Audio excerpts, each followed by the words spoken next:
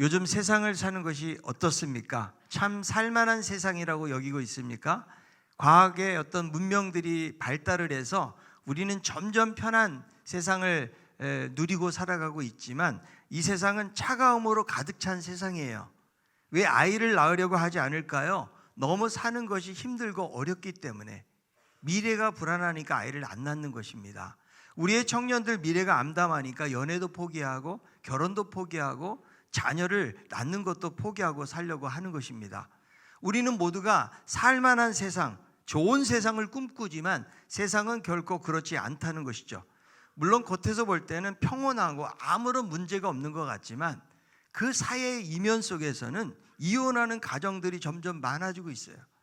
아이들이 가출해서 방황을 하고 있습니다. 실직을 당한 사람들이 많고, 그리고 중독에 시달리는 사람들도 있습니다. 빚 독촉에 시달리고 돈 문제에 얽혀 있거나 혹은 우울증과 같은 정신적인 질병을 가지고 살아가는 분들도 많이 있어요.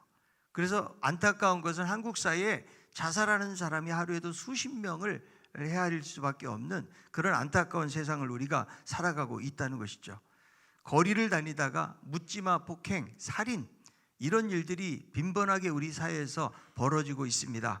이제는 혼자 사는 가구들이 많으니까 우리 어르신들도 고독사, 이런 것들을 경험하는 경우가 많이 있다는 거죠. 그래서 이 사회는 정상적인 사회의 범주를 벗어나서 아주 피폐한 사회, 피곤한 사회로 점점 나아가고 있다는 거예요. 우리가 사는 세상이 따뜻한 세상이라고 생각하십니까? 차가운 세상, 얼어붙은 세상, 소시민적인 어떤 사랑마저도 사라진 그런 세상을 우리는 살아가고 있는 것입니다. 이런 세상을 살아가는 우리 그리스도인들은 어떤 삶을 살아야 되는 것일까? 여기에는 아무런 대안도 없는 것일까요? 우리들도 세상 사람들이 살듯이 별로 생각하지 않고 그냥 이 냉혹한 사회에서 어떻게 하면 살아남을 수 있을까, 이것만을 생각하면서 살아가야 되는 것일까요? 이런 사회를 살아가는 우리들에게 하나님께서는 오늘 전도서를 통해서 귀한 말씀을 주고 계시는데, 이 전도서는 지금으로부터 수천 년 전에 쓰여진 하나님의 말씀이지만 오늘날의 사회와 별로 다를 바가 없다는 것을 발견하게 됩니다. 그래서 이 말씀을 보면 병들고 깨어져 있는 사회의 다양한 특징들이 몇 가지가 나와 있는데, 첫 번째는 무엇을 전도자가 말하고 있는 것은 바로 학대에 대해서 이야기해 주고 있습니다. 자, 전도서 4장 1절에 있는 말씀, 내가 다시 해 아래 행하는 모든 학대를 살펴보았도다. 보라, 학대받는 자들의 눈물이로다. 그들에게는 위로자가 없도다. 그들을 학대하는 자들의 손에는 권세가 있으나 그들에게는 위로자가 없도다. 해 아래에 있는 모든 학대를 살펴보았다는 거죠. 그래서 1절만 하더라도 학대라는 단어가 3번씩이나 등장하는 것을 볼 수가 있는데, 학대가 무엇입니까? 약한 사람을 폭력 같은 것을 동원해 가지고 못 살게 구는 거예요. 이것이 어떤 물리적인 폭력만을 말하는 것이 아니고요, 정신적으로 말을 통해서도 학대를 할 수가 있고, 그리고 부정한 이익을 얻기 위해서 이웃을 속인다면 그것도 바로 학대라고 말할 수가 있는 것입니다. 그러니까 권력을 가진 자가 힘없는 사람들에게 갑질을 하는 경우가 많이 있는데, 특별히 해서 성경에서 학대는요, 피 흘림, 폭력하고 연관이 많이 되어져 있어요. 에스겔 22장 29절에 있는 말씀인데요, 이 땅 백성은 포악하고 강탈을 일삼고 가난하고 궁핍한 자를 압제하고 나그네를 부당하게 학대하였으므로. 자, 왜 사람들이 학대를 하는 것일까요? 그것은 사람들이 가지고 있는 이기적인 마음 때문에 그렇다는 거예요.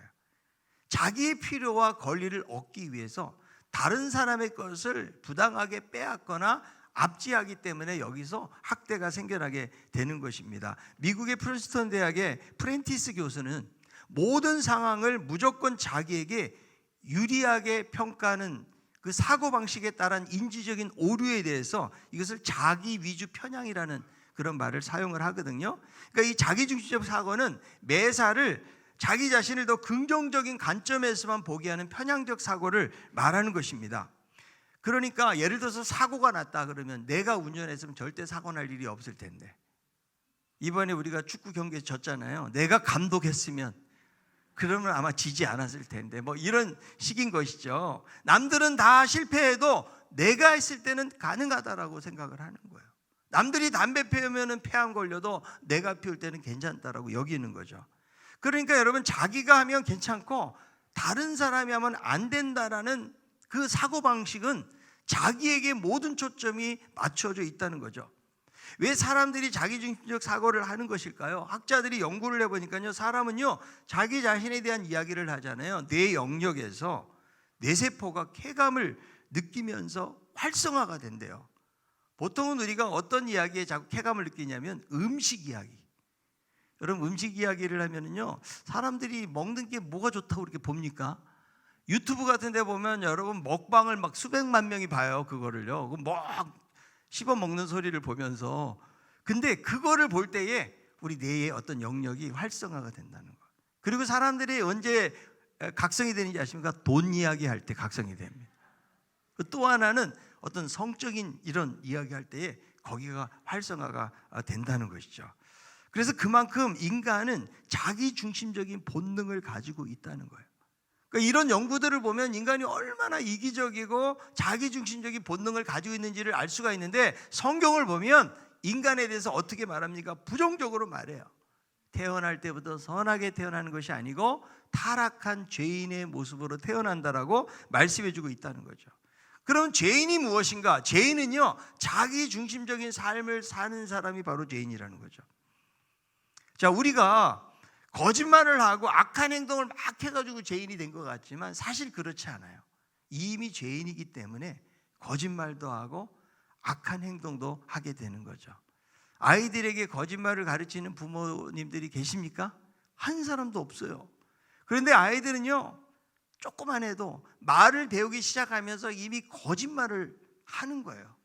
그리고 아이들이 얼마나 이기적인지 자기밖에 모른다는 거죠. 이게 지극히 정상이라는 거죠. 그래서 사람이 자기 중심으로 살다 보면 다른 사람은 안중에도 없는 거예요.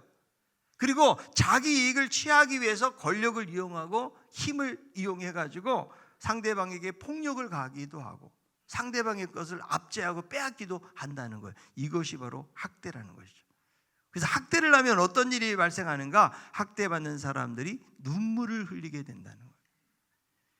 그래서 너무 고통스러움을 표현할 때 우리는 살아가면서 참 피눈물 흘린다는 말을 하죠. 얼마나 삶이 힘들고 어렵고 고통스러우면 그런 표현을 할 수가 있을까요? 그런데도 위로자가 없다. 위로자가 없다는 것은 도움받을 만한 곳이 없는 처지에 있다라는 것을 말하는 거죠. 그러니까 눈물을 흘릴 수밖에 없다는 거죠. 특별히 구약 성경에 보면은 하나님이 관심을 갖는 그룹들이 있는데요, 바로 고아와 과부입니다. 항상 같이 나오죠. 왜냐하면 남자가 경제권을 가지고 있기 때문에 만약에 남자가 돌아가면 아내는 과부가 되고 아이들은 고아처럼 살 수밖에 없는 거죠. 그래서 늘 사회적으로 가장 약자들의 하나이기 때문에 하나님께서는 이런 약자들에 대한 배려를 구약 성경에 보면 많이 나와 있어요. 자, 신명기 14장 29절. 너희 중에 분깃이나 기업이 없는 레위인과 내 성중에 거류하는 객과 및 고아와 가부들이 와서 먹고 배부르게 하라. 그리하면 내 하나님 여호와께서 내 손으로 하는 범사에 내게 복을 주시리라. 그러니까 무슨 절기를 하고 파티를 하고 음식을 나누게 되면 그때 레위인들은 기업이 없잖아요. 레위인들, 그리고 고아, 가부, 또 나그네, 이런 사람들을 잘 대우할 것을 말씀해 주고 있는 거죠. 그래서 이스라엘 백성들은 하나님의 말씀을 따라 살아야 되는데 막상 그들의 사회는 그렇지 않았다는 거예요. 아모스 5장 12절. 너희의 허물이 많고 죄악이 무거움을 내가 아노라. 너희는 의인을 학대하며 뇌물을 받고 성문에서 가난한 자를 억울하게 하는 자로다. 그래서 구약에 특별히 소선지에도 그런 말씀들이 많이 등장하지만 학대에 대한 말씀들이 많이 나와요. 왜 그럴까요? 그만큼 사회가 공정하지 못하다는 거예요. 깨끗하지 못하다는 거예요. 억울하게 어려움을 당하는 사람들이 많이 있다는 거죠. 그래서 눈물을 흘리는 사람이 많은 거예요. 자, 그런데 문제는 무엇일까요? 눈물을 흘려도 위로자가 없다. 자, 우리도 살면서 억울한 일을 만나기도 합니다. 누군가 배신당하기도 하고 돈이 없다고 무시를 당할 때가 있어요, 없어요? 그럴 때가 있는 거예요. 이 능력 중심의 사회를 살아가면서 차별 아닌 차별을 당하면서 살게 되는 경우가 많이 있다는 거예요. 그만큼 이 세상은 냉혹하고 너무나 차갑다는 거예요. 그래서 눈물을 흘릴 수밖에 없는데 오늘 1절에 보니까 전도자는 보라, 이런 표현을 통해서 자신의 감정을 집어넣어서 학대받는 자의 그 쓰라린 마음들을 표현해 주고 있는데, 가장 큰 문제, 위로자가 없다는 말을 반복하고 있다는 거죠. 1996년도에 아버지라는 소설이 있었잖아요. 췌장암에 걸린 시한부 그 아버지의 인생을 다룬 건데, 그 이듬해에 IMF가 터지는 거죠. 그래서 이 아버지라는 소설이 그 당시 인기를 많이 끌었는데요. 그러니까 직장에서 막 최선을 다하고 열심을 냈는데 췌장암이라는 시한부 그 인생을 이제 선고받게 되는 거예요. 그런데 가정에 아내가 있고 딸이 있어요. 그런데도 말을 못하고 방황하는, 그러니까 위로자가 없다라는 거예요. 그게 어떻게 보면 현재 남자들 아버지의 어떤 그 당시의 자아상을 잘 표현해 줬기 때문에 그 소설이 인기를 끌었던 것이죠. 그냥 가장 가까운 가족조차도 위로자가 될 수가 없었다. 여러분은 가족이 위로자가 되십니까? 내가 정말 힘들고 어려울 때, 내가 마음 아파할 때, 내가 눈물을 흘릴 때 여러분들을 위로해 주는 가족이 있습니까? 우리가 인생을 살아가면서 나에게 그런 가족이 한 사람이라도 있고 그런 친구가 한 사람이라도 있으면 우리는 어떤 어려움도 이겨낼 수가 있다는 거예요. 학대받는 자들이 눈물을 흘리지만 위로자가 없다고 그러니까 그 당시 사회가 얼마나 차갑고 또 비참하고 어려운지를 우리에게 보여주는 거예요. 그래서 전도자가 뭐라고 이야기합니까? 전도서 4장 2절 3절에 있는 말씀이에요. 그러므로 나는 아직 살아있는 자들보다 죽은 지 오랜 자들을 더 복되다 하였으며 이 둘보다 아직 출생하지 아니하여 해 아래 행하는 악한 일을 보지 못한 자가 더 복되다 하였노라. 차라리 이 세상에서 살아있는 자들보다도 이미 먼저 죽은 자들이 복되다. 그리고 더 복된 사람이 누구라고요? 아직 출생하지 아니한 자들이다. 살아있거나 이미 살다가 죽은 사람들은 이 냉혹한 사회에서 여러 가지 학대를 경험하고 살았기 때문에 차라리 안 태어난 사람이 가장 행복하다라고 이야기해 주는 거예요. 요즘 새벽마다 욥기서를 우리가 묵상을 하고 있는데요, 욥도 너무 고난이 크니까 자기의 생일을 저주해요. 야, 내가 차라리 안 태어났으면은 이런 고통을 안 당할 텐데, 이렇게 고백하는 것을 보게 되는데, 얼마나 힘들면 자신의 생일을 저주할까요? 자, 우리들도 살아가면서 너무 힘들 때 죽고 싶다, 이런 생각을 여러분 한 적 있죠?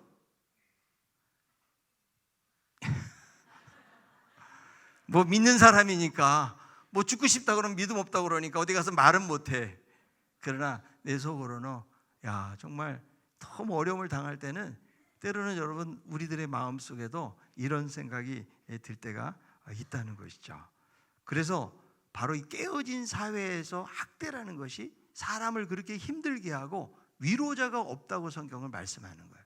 자, 두 번째, 이 전도자는 학대와 함께 깨어진 사회의 시기에 대해서 말씀해 주는데, 자, 4장 4절에 전도서 4장 4절, 내가 또 본즉 사람이 모든 수고와 모든 재주로 말미암아 이웃에게 시기를 받으니 이것도 어때요? 바람을 잡는 것이로다. 자, 이 전도자는 너무 잘 살피는 사람이죠. 근데 모든 수고와 재주 때문에 칭찬받는 것이 아니고 오히려 이웃에게 시기를 받게 되어진다. 자, 사람들은요, 다른 사람들이 잘 되는 꼴을 잘 못 봐요. 여러분, 다른 사람들이 잘 되면 칭찬을 해주고 싶은 것이 아니고 오히려 기분이 좋지 않을 수 있다는 거예요. 저는 여러분들이 너무 성숙해가지고 막 칭찬해주고 격려해주고 응원해줄 것 같지만 은근히 우리의 마음속에 묘한 마음이 있을 수 있다는 거예요. 자, 내가 학교 다닐 때 공부는 나보다 훨씬 못하고 그냥 찌질하게 생활했던 애가 벌써 사회에 나와서 사업에 성공을 했어요. 그러면 여러분 기분 좋아요, 안 좋아요? 예? 기분이 좋을 수가 없는 거죠. 제 친구가 목사가 돼가지고 어느 교회 가서 헌신 예배 딱 끝난 뒤에서 누가 등을 딱 치더니 하는 말이, 야, 너 언제 목사 됐노? 그러더래요. 그 교회 누나가. 난 아직 집사인데 너 보니까 아무래도 봐도 목사 될 사람이 아닌데 어떻게 목사가 됐냐, 이렇게 말을 하는 거죠. 여러분, 사람들은 왜 시기를 할까요? 나보다 잘하게 되잖아요. 벌써 다른 사람들로부터 좋은 대우와 인정을 받게 돼요. 그러니까 시기하는 거죠. 그래서 시기는 어디서 발생하는가 하면 경쟁 사회에서 발생한다는 거예요. 우리가 똑같이 여러분 다 나눠 가지면 시기할 게 뭐가 있어요. 그런데 누구는 큰 떡을 받고 누구는 받지도 못한단 말이죠. 그럴 때 거기서 시기가 생기는 거예요. 근데 우리가 살아가는 이 세상은요, 무한 경쟁 시대예요. 성공을 위해서 경쟁을 해 나가고 있다는 거예요. 이 사회는 봐주는 것이 없어요. 서로 돕고 사랑하는 것이 아니고 내가 올라가고 성공하기 위해서 다른 사람들을 짓밟아야 돼요. 그러니까 능력이고 성공이라는 가치는 우리를 피곤하게 만드는 거예요. 우리가 능력이 모자르잖아요. 그러면 사회에서 도태가 되니까. 우리가 살아가는 사회는 약육강식의 그 사회를 살아가고 있다는 거죠. 그래서 이렇게 사는 게 자본주의 사회 시스템이라고 말할 수가 있어요. 이런 성과 위주의 사회는 계속해서 경쟁을 해야 되기 때문에 엄청난 피로와 스트레스를 낳게 하고, 그리고 우울증 환자들, 낙오자들을 발생하게 만든다는 거죠. 그러니까 정정당당하게 막 선의의 경쟁을 해야 하는 것이 아니고 지나친 경쟁의식, 지나친 비교의식, 이것 때문에 시기하고 질투하고 상대방을 비난하고 모함하게 될 때도 있다는 거죠. 그래서 우리가 살아가는 이 사회를 보면은요, 관용이 부족해요. 용납이 별로 없어요. 우리 여러분 정치도 그래요. 정치가 양극화가 돼. 서로가 막 상대방을 공격해가지고 상대방을 무너뜨려야 자기가 산다는 식으로 하는 거죠. 그러니까 정치가 발전하거나 성숙하지 못하고 그냥 후진 정치에 머물러 있을 수밖에 없다라는 것이죠. 여러분, 교회 안에서는 어떻습니까? 우리 안에서도요, 얼마든지 시기할 수가 있다는 거예요.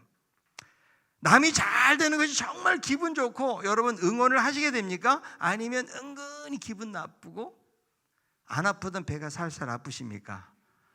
자, 옆에 있는 분에게 당신 나 잘 되는 것 때문에 배 아프지? 해보세요.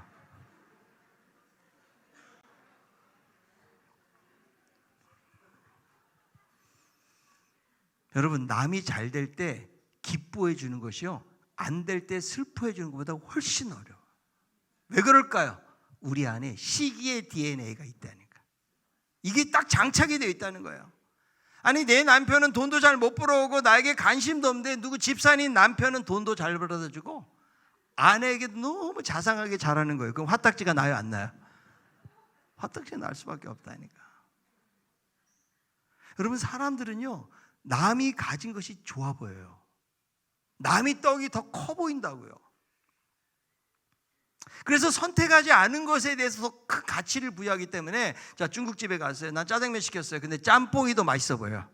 난 뭐 시킬까 막 고민하다가 나는 짜장 시켰는데 짬뽕이 훨씬 더 좋아 보인단 말이죠. 그게 사람들의 심리적인 그 성향을 가지고 있다는 거죠. 자, 우리는 어렸을 때부터 비교당하면서 살아왔는지 몰라요.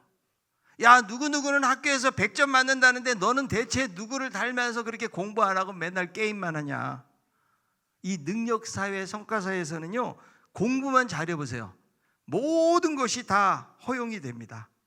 좀 늦게 일어나도 괜찮아요. 누구를 만나러 가도 괜찮아요. 심지어는 교회를 안 가도 또 나중에 좋은 대학 들어가서 그때부터 교회 가라고 허용을 해줄 정도라는 거죠. 그런데 공부 못 해보세요. 넌 왜 이렇게 밥만 많이 먹냐? 돈은 왜 이렇게 많이 써? 너 왜 맨날 친구들 만나러 나가? 모든 게 불만이 될 수밖에 없다는 거예요. 우리는 나도 모르는 사이에 다른 사람을, 잘 되는 사람을 시기하는 마음이 있는 거예요. 여러분, 돈 많은 사람이라고 다 부당한 이익을 채워서 부자가 된 건 아니거든요. 근데 특별히 어떤 사람들은 돈 많이 가진 사람들에서 막 계속 비판을 해요. 자기가 열심히 안 산 건 생각 안 하고. 여러분, 인정해 줄 줄 알아야 되는데, 우리의 마음속에는 다른 사람이 뭔가 나보다 잘 되고 잘 살고 뭔가 많이 가지고 있고 많이 누린다, 그러면 그거에 대해서 응원해 주고 축복해 주는 것이 아니고 오히려 그것 때문에 그 사람을 비난하고 깎아내리려고 하는 마음들이 우리 가운데 있다는 거죠. 시기만 하고 질투만 하는 그 우매자에 대해서 성경은 이렇게 말합니다. 4장 5절에 있는 말씀이에요. 우매자는 팔짱을 끼고 있으면서 자기의 몸만 축내는도다. 자, 우매자는 어리석은 사람은요, 다른 사람의 성공이나 성취에 대해서 그냥 구경만 하는 거예요. 자기는 아무것도 안 하고 게으르게 살면서 자기의 몸만 축내고 있다라고 이야기하고 있죠. 자, 또 다른 방편이 있죠. 전도서 4장 6절. 두 손에 가득하고 수고하며 바람을 잡는 것보다 한 손에만 가득하고 평안함이 더 나으니라. 앞구절과는 반대예요. 너무 일을 많이 한다고 평안함을 잃어버리는 것보다 차라리 조금 벌고 마음 편하는 것이 낫다. 두 손에 채우기 위해서는 얼마나 열심히 해야 돼요. 그런데 차라리 한 손에 채우고 평안함 가는 게 낫다는 거예요. 보통 보면 여러분, 부부지간에도 맞벌이 하잖아요. 훨씬 더 신경이 예민해집니다. 오늘 집안 청소는 누가 할 것인가?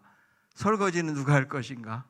자녀는 누가 돌볼 것인가? 왜? 서로가 일하고 있기 때문에. 그래서 더 많이 벌기 위해서 서로에게 이렇게 도움을 주고 배려해 주는 것이 아니고 훨씬 힘들기 때문에 싸울 가능성이 훨씬 더 많다는 거예요. 근데 성경은 어떤 교훈을 줍니까? 차라리 덜 벌고 평안하게 낫다. 자, 잠언 15장 17절에 있는 말씀이에요. 채소를 먹으며 서로 사랑하는 것이 살찐 소를 먹으며 서로 미워하는 것보다 나으니라. 그러니까 우매자의 모습은 어떤 모습이에요? 지나친 게으름 아니면 지나친 열심, 두 가지 전부 다가 헛된 것이라고 말씀해 주고 있는 것입니다. 잠언 14장 30절 말씀.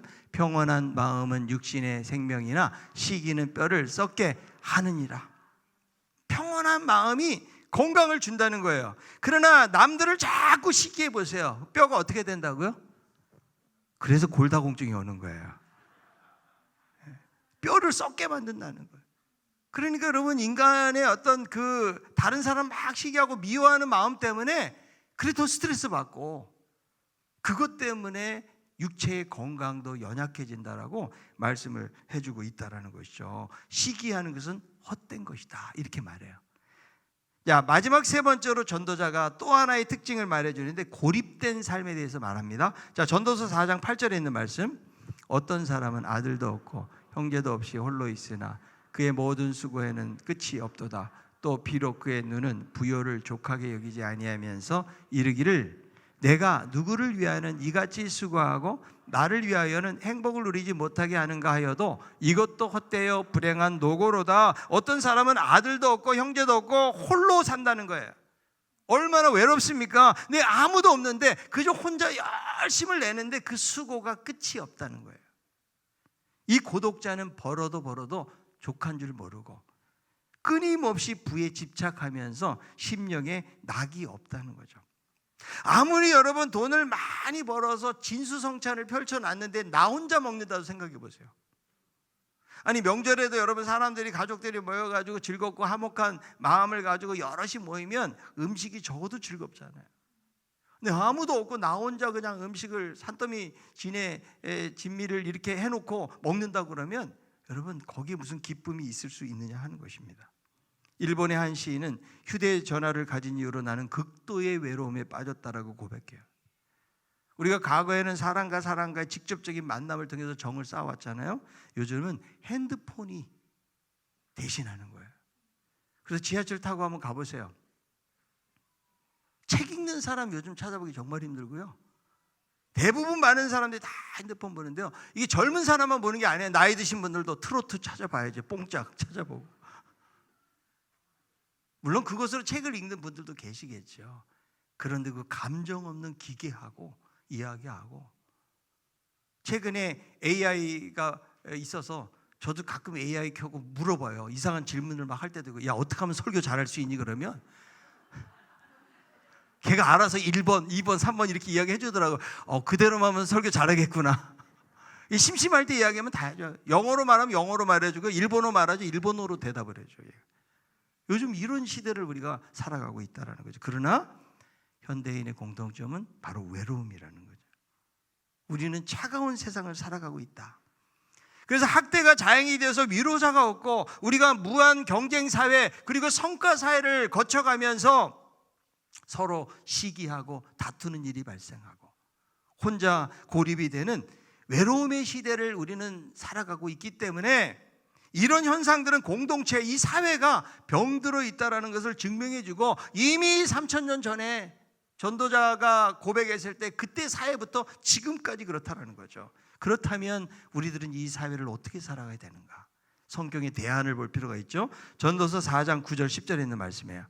두 사람이 한 사람보다 나으면 그들이 수고함으로 좋은 상을 믿을 것임이라. 혹시 그들이 넘어지면 하나가 그 동물을 붙들어 일으키려니와 홀로 있어 넘어지고 붙들어 일으킬 자가 없는 자에게는 화가 있으리라. 두 사람이 한 사람보다 낫다. 나 혼자 넘어지면 일으켜줄 사람이 없어요. 그런데 두 사람이 있으면 옆에서 일으켜줄 수가 있기 때문에. 그래서 우리는 서로에게 필요한 사람들이에요. 자, 옆에 있는 분, 우리는 서로 필요한 사람들입니다.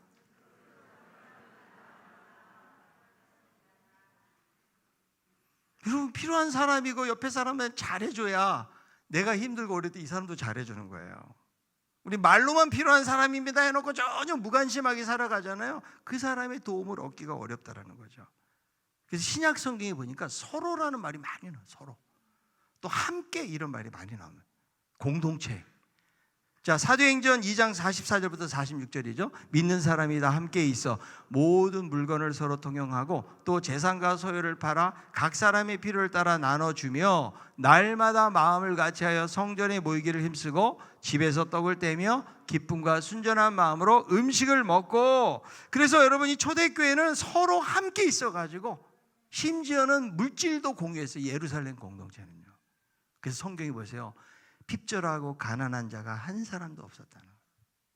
누가 시켜서 한 것이 아니에요. 공산주의는 그냥 여러분 강제적으로 모아놓은 사회죠. 그러니 성령께서 자발적인 마음을 가지고 상대방의 필요를 따라 도와주고 또 사랑하고 챙기면서 이 초대교회 공동체는 이런 아름다운 공동체가 되었다라고 말씀하는데, 이것이 바로 공동체의 힘이에요. 자, 옆에 있는 분에게 한번 진지한 얼굴을 가지고 난 당신 없이 정말 못 삽니다.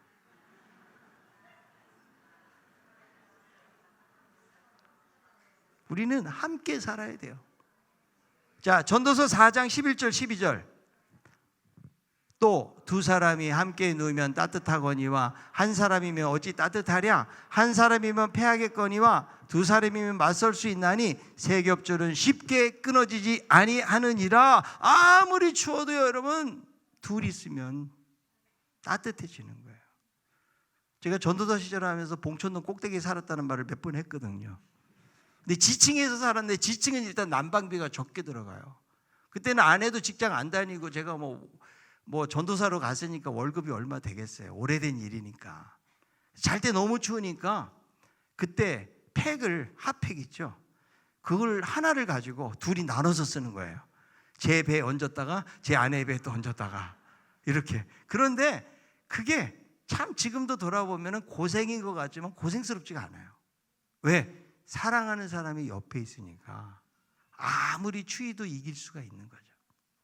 자, 한 사람이 여러분 싸우면 패하거니와, 왜냐하면 한 사람이 지혜 가지고 안 될 때가 많아요. 근데 두 사람이 있잖아요. 이 지혜가 모아지잖아요. 그럴 때 이길 수가 있다. 그래서 오늘 말씀이 뭐라고 있어요? 세 겹줄은 쉽게 끊어지지 않는다. 아멘. 그래서 오늘 이 설교 듣고 세 겹줄은 끊어지지 않는다 이거 듣고 막 은혜를 받아가지고 전달하는 거죠. 삼겹살은 끊어지지 않는다 뭐 이렇게. 여러분, 우리가 차갑고 냉혹한 세상을 살아가는 대안이 뭐냐면 믿음의 공동체라고 성경은 이야기하는 거예요. 아무리 힘들고 지치고 낙심한 일을 만나도 내 옆에서 나를 위해서 기도해주고 나를 토닥여주고 나에게 힘과 용기를 주는 사람 있잖아요. 우리는 어떤 어려움도 이길 수가 있어요. 내가 아무리 어둡고 추운 인생의 여행 중이라 할지라도 사랑하는 사람이 옆에 있으면 따뜻한 거예요. 자, 이 세상은 경쟁합니다. 시기합니다. 그리고 자기보다 못한 사람을 함부로 학대하고 또 능력으로 인정해주는 이 사회는 결코 건강할 수가 없어요. 그런데 우리들도 다 이런 사회를 살아가다 보니까 우리들도 다 병들어 있는 거예요.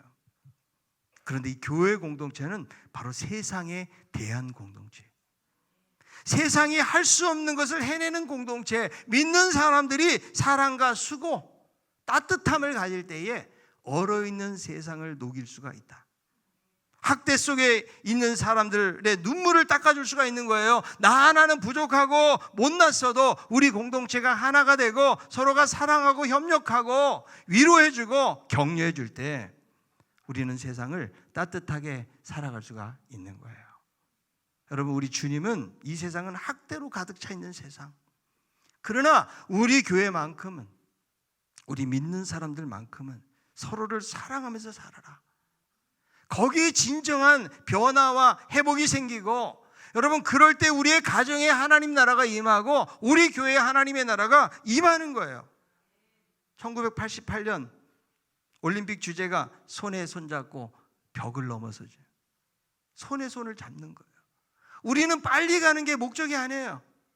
좀 늦게 가는 사람은 기다릴 줄 아는 마음을 가지라고 주님이 말씀하시는 거예요. 함께 손을 잡고 우리가 하나님 나라를 향해서 우리가 나아가는 거예요.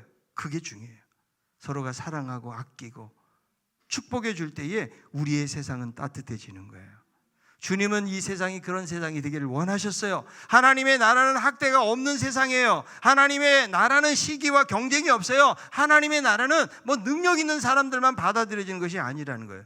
하나님의 나라는 혼자 고립이 되고 왕따가 되는 사람이 없는 거예요.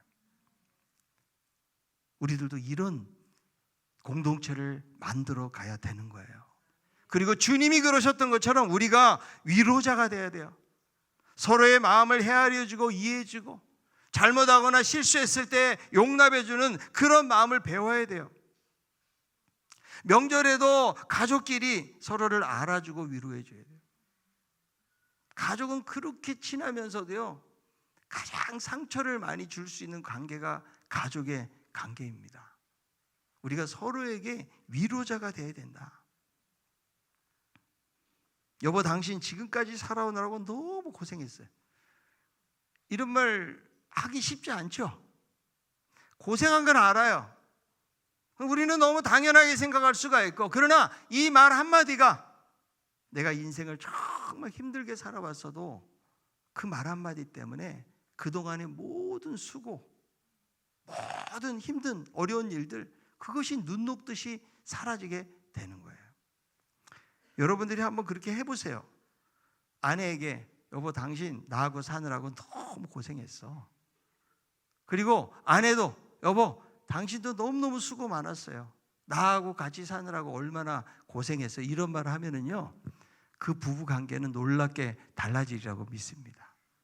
우리 모두가요, 이 세상을 살아오는데 많이 힘들게 살아왔어요. 자, 한번 옆에 있는 분에게 살아오느라고 참 수고 많으셨습니다.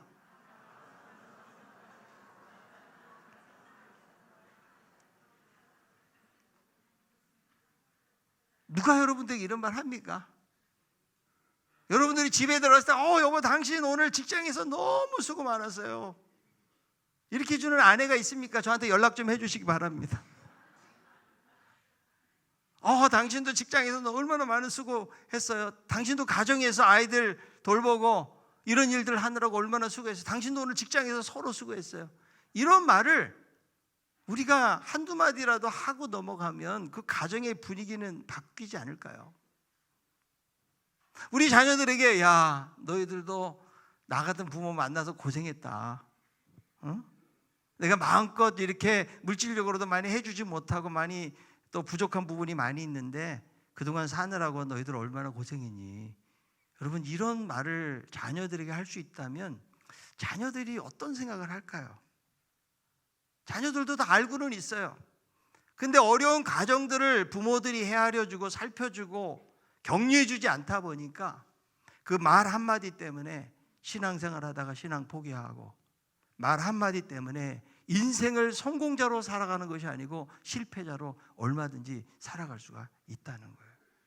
특별히 어릴수록요, 말 한마디가 너무 중요해요. 우리는 쉽게 던질 수 있지만요, 그 말 한마디가 그 아이의 인생을 사로잡는 말이 될 수가 있기 때문에 우리들은 항상 생각하면서 그 아이의 인생을 바라보면서 말을 해야 돼요. 교회 안에서도 여러분 성도지간에 서로를 잘 존경해 주세요. 겸손이 무엇입니까? 나보다 남을 낮게 여기는 게 겸손이라고 그랬잖아요. 자, 옆에 있는 분에게 제가 당신을 정말 존경합니다.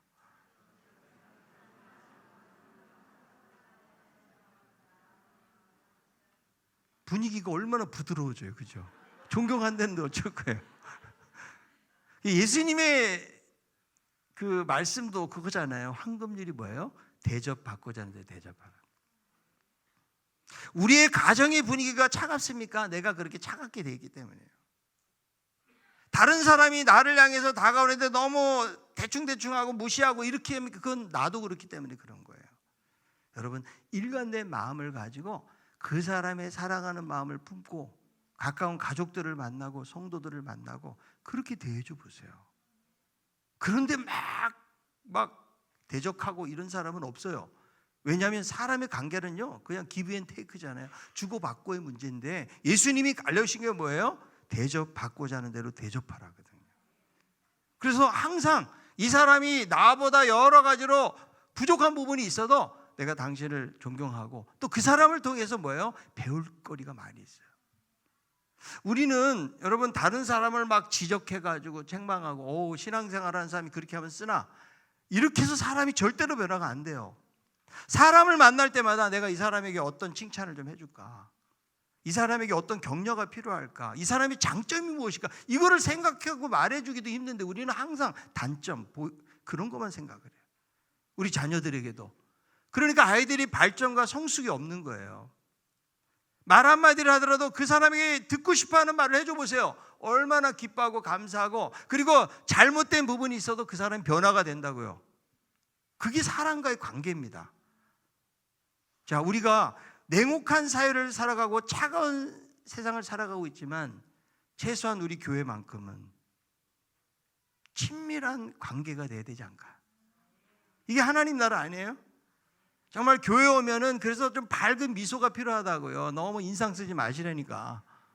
예? 힘들어도 왜 내가 인상 쓰므로 상대방까지 같이 인상 쓰게 만들면 내 책임이에요. 그래서 우리 얼굴에 책임지고 살아야 돼요. 예? 제가 항상 시무룩하게 있으면요, 목사님 왜 그러세요? 이럴 거 아니에요. 그러니까 여러분 제가 여러분 봐서 막 화내면서 여러분 악수하는 거 보셨어요? 못 보셨죠?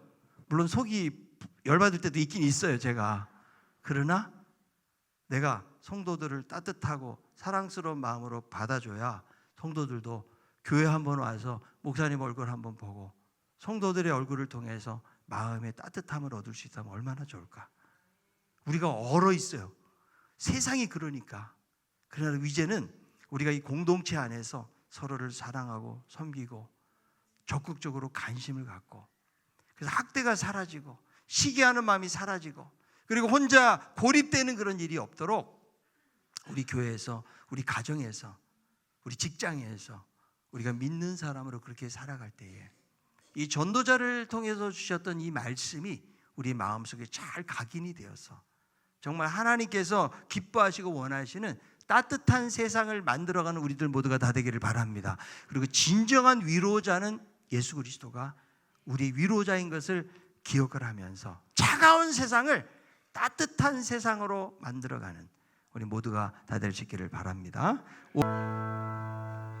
내 모습 이대로 사랑하신 주님, 가사를 잘 생각 찬양하기 원합니다.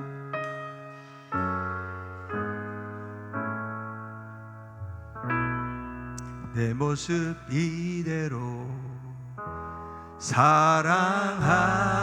사랑하시네 연약한 그대로 사랑하시네 나의 모든 발걸음 주가 하시나니 날 인도하소서 내 모습 이대로 내 모습 이대로 사랑하시네 연약함 그대로 사랑하시네 나의 모든 발걸음 주가 하시나니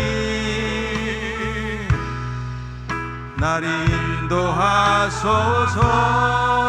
주의 날개 아래 거하는 것 주의 날개 아래 거하는 것 주의 임재 안에 거하는 것 주의 임재 안에 거하는 것 나의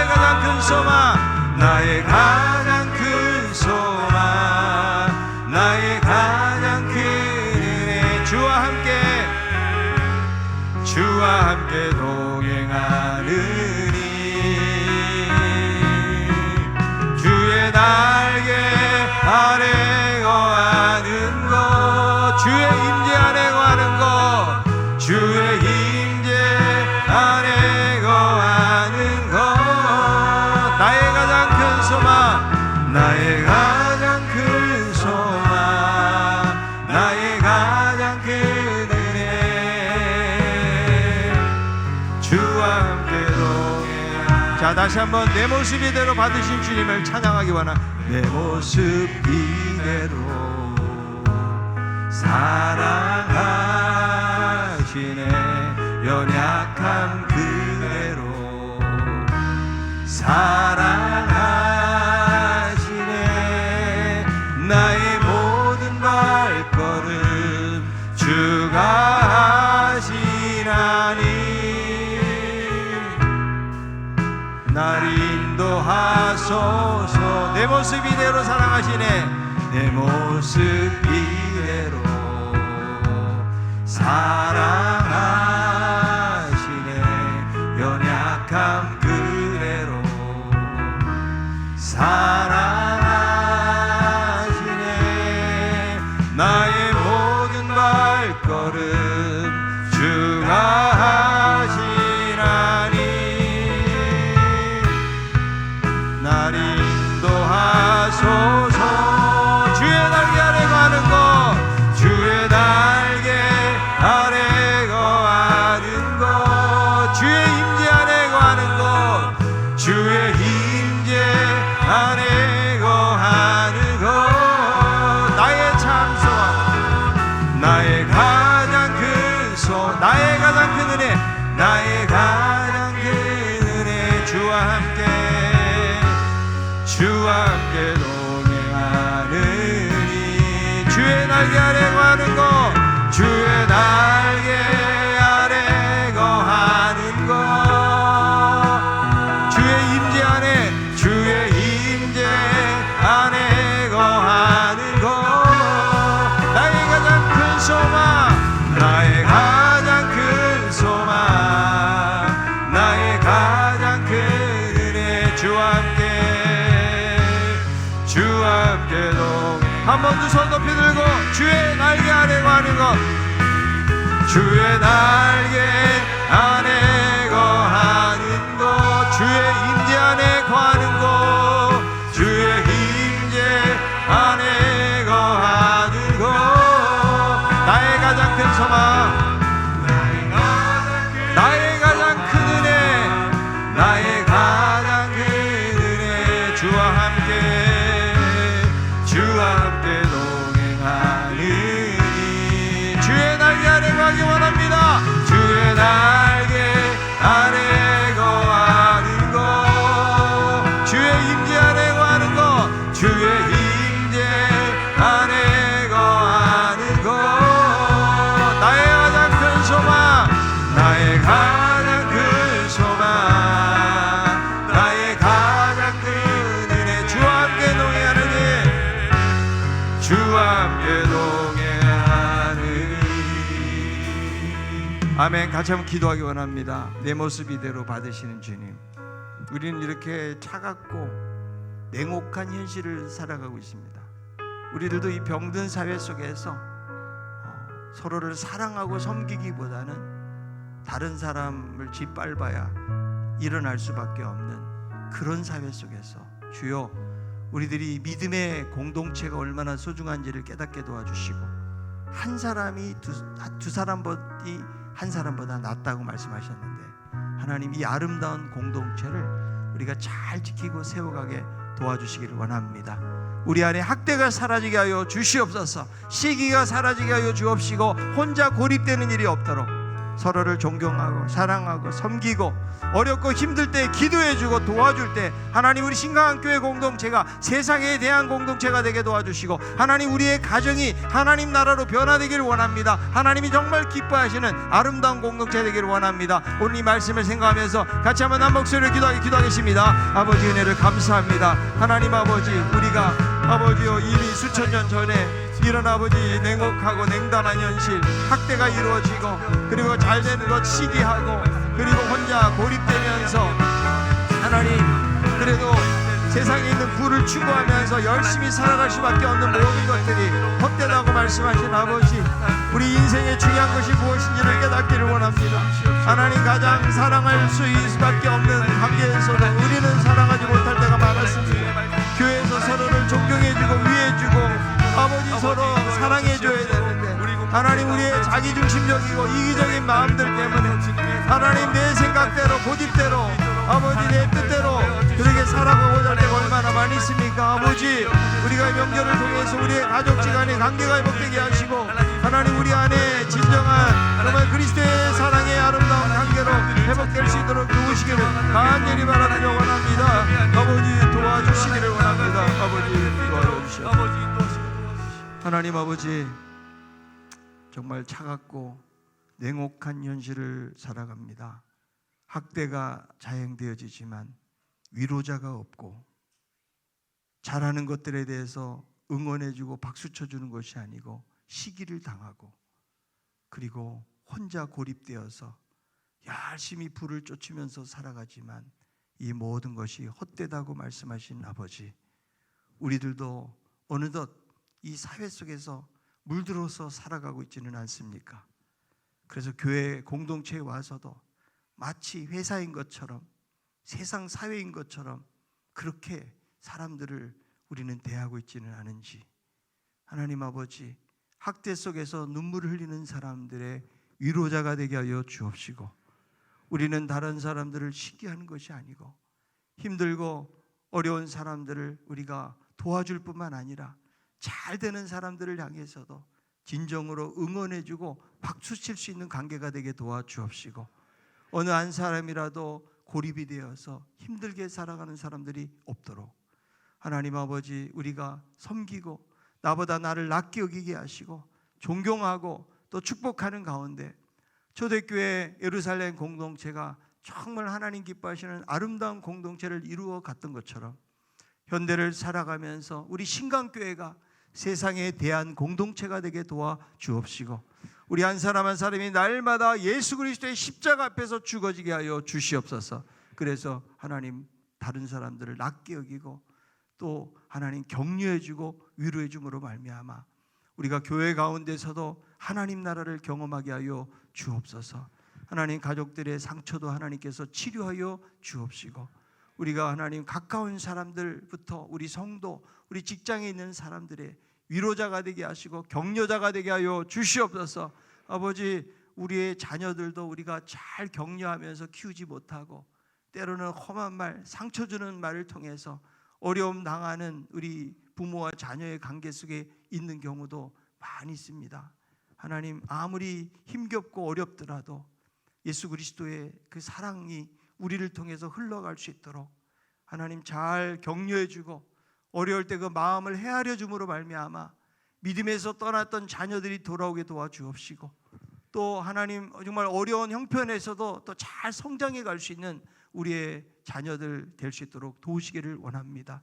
부부지간에도 하나님 서로 수고하고 또 힘들게 고생했던 것들에 대해서 알아주고 인정해주게 하시고, 그런 사랑의 아름다운 고백을 통해서 부부관계도 회복되게 하시고 자식 간의 관계, 부모와의 관계가 회복되게 도와주시고, 우리 교회 안에서도 하나님 성도지간에 그런 갈등과 아픔과 어려움들이 있었다면 하나님 잘 회복될 수 있는 그런 은혜를 허락하여 주시옵소서.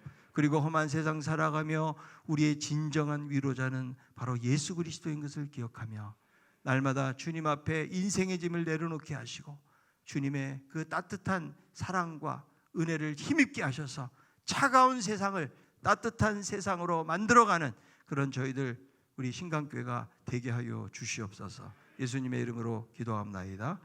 이제는 우리의 선한 목자가 되셔서 우리의 삶을 인도해 주시는 우리 주 예수 그리스도의 크신 은혜와 하나밖에 없는 아들을 주시고 우리를 또 사랑하신 하나님 아버지의 놀라운 사랑과 이 험악한 세상, 차가운 세상 속에서 우리들을 순간순간 붙들어 주시고 영원한 소망의 길로 인도해 가시는 성령님의 감동, 감화, 교통, 인도 역사하심이 학대가 사라지고 시기가 사라지고 고립된 것이 사라지고 그리스도 안에서 아름다운 공동체를 이루어서 차가운 세상을 따뜻한 세상으로 만들어 가기를 소원하고 결단하고 나아가는 우리 성도들 머리머리 위에 이제로도 영원토록 함께 있을지어다. 아멘.